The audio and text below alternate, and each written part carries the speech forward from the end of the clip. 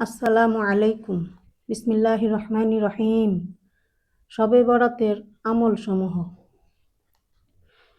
বরাত শব্দের অর্থ মুক্তি এবং শবের অর্থ রাত। অতএব শবে বরাত অর্থ মুক্তির রাত।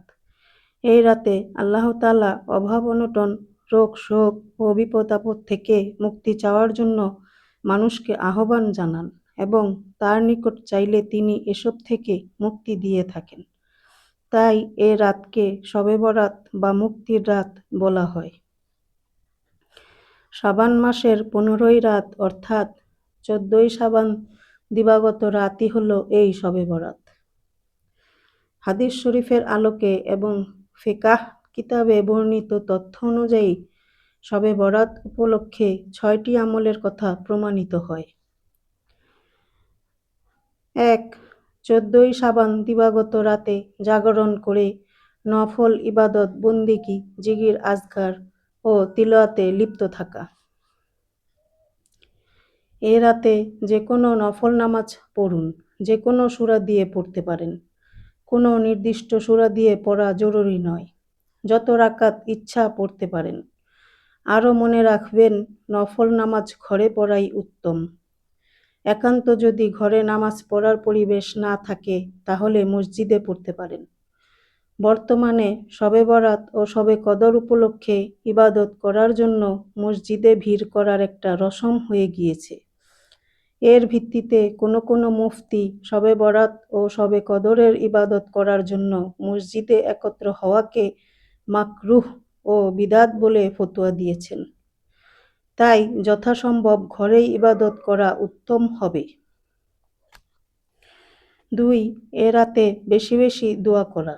কেননা আল্লাহ তাআলা সূর্যাস্তের পর থেকে শুভে সাদেক পর্যন্ত দুনিয়ার আসমানে এসে মানুষকে ক্ষমা চাওয়ার জন্য, রিজিক চাওয়ার জন্য, রোগ শোক বিপদ আপদ থেকে মুক্তি ও বিভিন্ন মকসুদ চাওয়ার জন্য আহ্বান করতে থাকেন।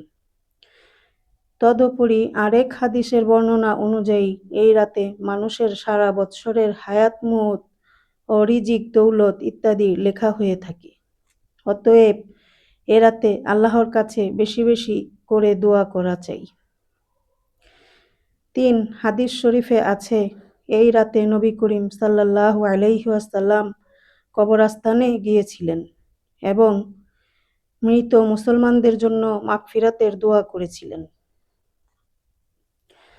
তাই এই রাতে কবর জিয়ারতে যাওয়া যায়। তবে নবী করিম সাল্লাল্লাহু আলাইহি ওয়াসাল্লাম কবরস্থানে একাকী গিয়েছিলেন, কাউকে সাথে নিয়ে আড়ম্বর সহকারে যাননি। তাই এ রাতে দলবল নিয়ে সমারোহ না করে, আড়ম্বরের সাথে না করে নীরবে কবর জিয়ারতেও যাওয়া যায়। নবী করিম সাল্লাল্লাহু আলাইহি ওয়াসাল্লাম মৃত মুসলমানদের জন্য মাগফিরাতের দোয়া করেছিলেন। এটা ইসালে সওয়াবের অন্তর্ভুক্ত। তাই এ রাতে মৃতদের জন্য দোয়া করা ছাড়াও অন্যান্য পদ্ধতিতেও ইসালে সওয়াব হাসিল করার অবকাশ রয়েছে।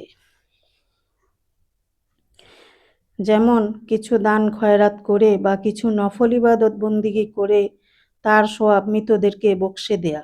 এরূপ করাও উত্তম হবে। পরের দিন অর্থাৎ 15ই শাবান নফল রোজা রাখা উত্তম। শবে বরাত অর্থাৎ 14ই শাবান দিবাগত রাতে গোসল করাও মুস্তাহাব। উপরোক্ত 6টি বিষয় ব্যতীত শবে বরাত উপলক্ষে আর বিশেষ কোনো আমল কুরআন সুন্নাহ দ্বারা প্রমাণিত নয়। শবে বরাত উপলক্ষে হালুয়া রুটি তৈরি করা, মোমবাতি জ্বালানো, আতশবাজি ও পটকা ফোটানো ইত্যাদি নিষিদ্ধ।